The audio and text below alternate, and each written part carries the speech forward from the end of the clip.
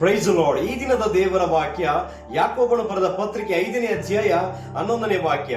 ತಾಳಿಕೊಂಡಿರುವವರನ್ನು ಧನ್ಯರೆಂದು ಹೇಳುತ್ತೇವಲ್ಲವೇ? ನೀವು ಯೋಬನಲ್ಲಿದ್ದ ತಾಳ್ಮೆಯ ವಿಷಯವಾಗಿ ಕೇಳಿ, ಕರ್ತನು ಅವನಿಗೆ ಅಂತ್ಯದಲ್ಲಿ ಮಾಡಿದ್ದನ್ನು ನೋಡಿ, ಕರ್ತನು ಕರುಣಾಸಾಗರನು ದಯಾಳು ಆಗಿದ್ದಾನೆಂದು ತಿಳಿದಿದ್ದೀರಷ್ಟೇ ಎಂಬುದಾಗಿ ವಾಕ್ಯ ಬರೆಯಲ್ಪಟ್ಟಿದೆ.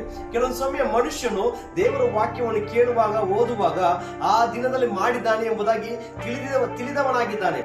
ಆದರೆ ಅದಕ್ಕಿಂತ ಹೆಚ್ಚಾಗಿ ನನ್ನ ಜೀವಿತದಲ್ಲೂ ಯೇಸು ಕ್ರಿಸ್ತನು ಮಾಡುತ್ತಾನೆ ಎಂಬ ನಂಬಿಕೆ ಇಲ್ಲದವನಾಗಿ ಜೀವಿಸುವವನಾಗಿದ್ದಾನೆ. ತಾಳ್ಮೆಯನ್ನು ಕಳೆದುಕೊಳ್ಳುವವನಾಗಿದ್ದಾನೆ.